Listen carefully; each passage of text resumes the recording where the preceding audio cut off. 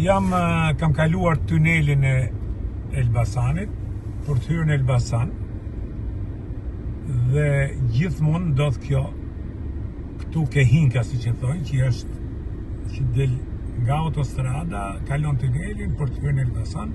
Pra, nuk di kush e ka bo këtë rrugë, nuk di kush e ka bo këtë tunel, dhe pse e kanë bo, sepse nuk ka sens dhe është një marzi dhe nuk e di a kanë vjedh, a kanë bo, a kanë qarë kanë bo, këto qeveritarë që i kanë bo këtë rrugë, kjo është e tmerrshme. Çdo ditë, të tre korsit, mlidhen në një korsi në hinka që quhet, hinka për të hyrë rreth rrotullimi i Elbasanit. Dhe është vargu i njerëzve 2 kilometra tash këtu. Kush është ai inxhinier? Kush është ai arkitekt? Kush është ai ministër?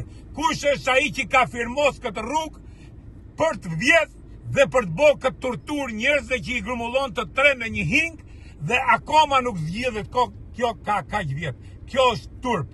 Kjo është turp. Nuk ndodh vetëm këtu, ndodh dhe njëjta gjë me rrugën e re të Peshkopis, për dalë deri ke rruga Peshkopis ku shkohet për ke Varrezat e Sharrës, është e njëjta gjë, do 2 orë për të dalë. Dhe çfarë sensi ka që keni bo autostrada?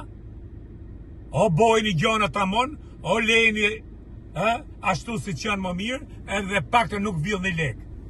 E turpshme, për herë kjo punë, për ditë kjo punë, njerëzit vin nga puna, torturohen. Akoma është rruga kombëtare që shkon rruga për në Librazh e për në Gramsh, është rruga e copa edhe një rrugë ngushtë ku kalojnë kamionat, veturat, në Elbasan, nuk bëhet unaza e Elbasanit.